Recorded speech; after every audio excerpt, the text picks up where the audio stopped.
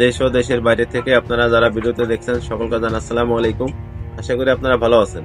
আপনারা অসংখ্য কমেন্ট করেন যে আপনারা হস্তমৈথুন করলে কি শুক্রাণু কমে যাবে কেন? আসলে হস্তমৈথুন একটা না জায়েজ লাস্ট ফল কখনো ভালো হয় না।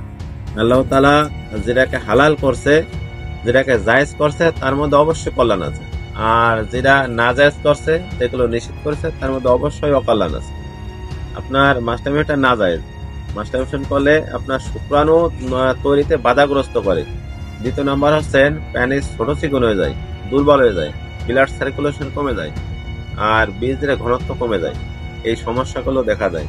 কারণ যেটা না জায়েজ তার লাস্ট ফল কখনো ভালো হবে না। আশা করি সকালে বুঝতে পেরেছেন।